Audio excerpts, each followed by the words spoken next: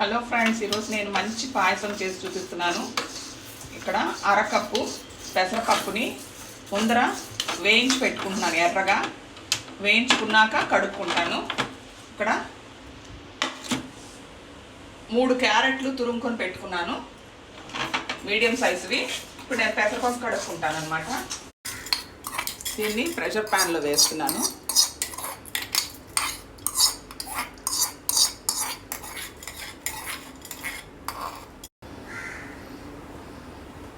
Carrot కూడా ఇందులోనే వేసేసాను.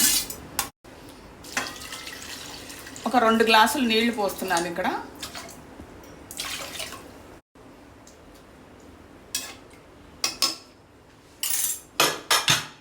దీన్ని 3 విజిల్స్ వచ్చేదాకా ఉడికించుకుందాము.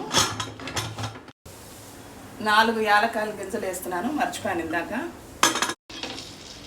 క్యారెట్ పప్పు అంతా ఉడికిపోయింది. ఇప్పుడు మనం 1.25 కప్పు బెల్లం వేసుకుందాం. మీ రుచికి తగ్గట్టు తీపి ఎక్కువ తింటే 1.25 వేసుకోండి, లేకపోతే 1 కప్పు వేసుకోండి.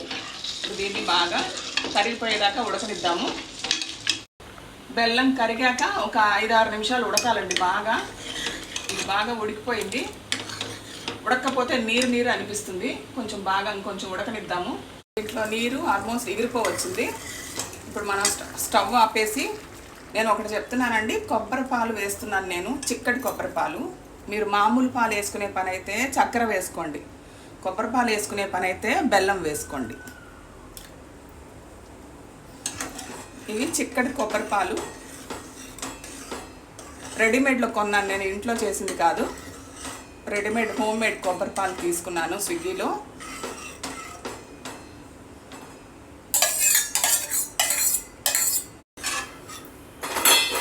ఇవి నేను సర్వింగ్ బౌల్లోకి తీసుకుంటున్నాను.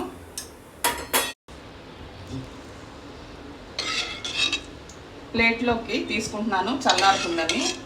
ఇలాగే సర్వ్ చేసేస్తాను.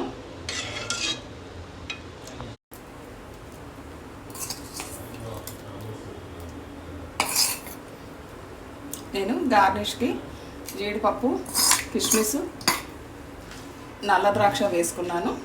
చాలా టేస్టీగా ఉండే పెసరపప్పు క్యారెట్ పాయసం కొబ్బరి పాలతో రెడీ అయిపోయింది. Thank you so much.